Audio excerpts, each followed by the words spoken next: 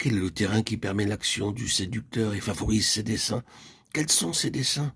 Pourquoi ceux-ci réussissent-ils en tant de circonstances à faire tomber les croyants, même les plus consacrés? Le fait sur lequel nous désirons mettre l'accent, c'est que les croyants honnêtes et sincères peuvent être séduits et même possédés par l'esprit séducteur, de sorte que pour un temps ils s'égarent et tombent dans les fondrières de séductions diverses.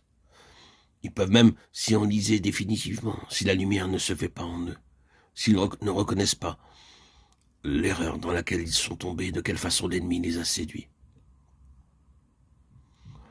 L'activité des esprits séducteurs et leur méthode d'action nous obligent donc à examiner attentivement toutes les théories du XXe siècle, toutes les conceptions des choses divines, toute façon de les exprimer et à étudier la manière dont Dieu agit en l'homme.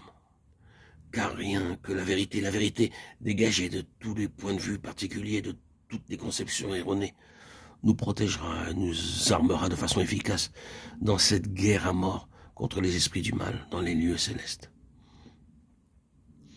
Tout ce qui vient de l'intelligence de l'homme naturel, 1 Corinthiens 2,14, ne saurait être d'aucun secours, ne peut fournir que des armes de paille dans cette lutte terrible.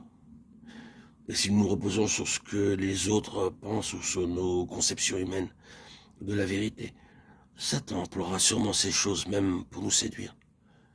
Il travaillera à enraciner en nous les théories et les points de vue les plus diverses pour dissimuler plus facilement son action et mener à bien ses desseins.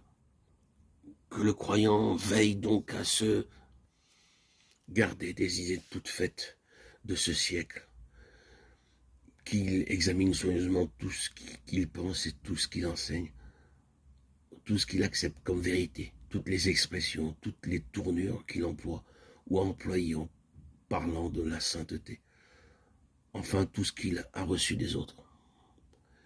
Car toute interprétation erronée de la vérité, toute théorie conçue par l'homme, toute expression inexacte sur laquelle nous pouvons bâtir à faux ou les plus redoutables conséquences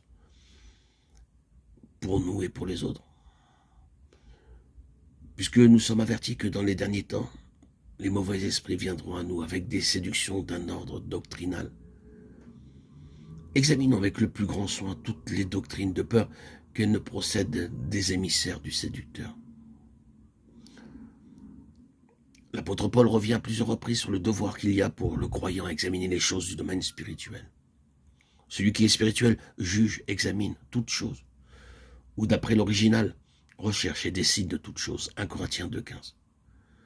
Le croyant spirituel doit donc faire appel à son jugement, qui est alors une faculté renouvelée, puisqu'il est un homme spirituel.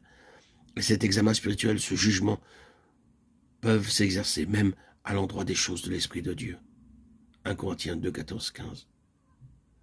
Ceci nous prouve à quel point Dieu honore l'intelligence de l'homme qu'il a recréé en Christ, puisqu'il l'invite à examiner et à juger avec son esprit même ce qui vient de lui. Ainsi même, les choses de l'esprit ne doivent pas être considérées comme divines avant d'avoir été sérieusement examinées. Par conséquent, c'est être en désaccord complet avec les enseignements de l'apôtre que de dire concernant les manifestations anormales et surnaturelles de notre siècle qu'il n'est pas nécessaire de les comprendre et que ce n'est pas là non plus la volonté de Dieu. Celui qui est spirituel juge de toutes choses. Et donc, notre devoir de croyant est de rejeter tout ce que notre jugement ne peut accepter.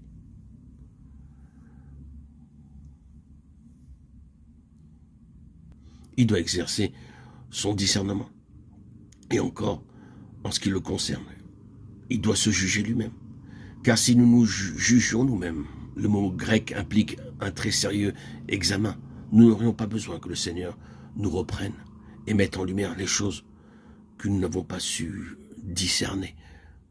1 Corinthiens 11, 31. Frères, ne soyez pas des enfants en intelligence, mais soyez des enfants à l'égard de la malice. Et pour ce qui est de l'intelligence, soyez des hommes faits, des hommes ayant atteint leur parfait développement. 1 Corinthiens 14, 20.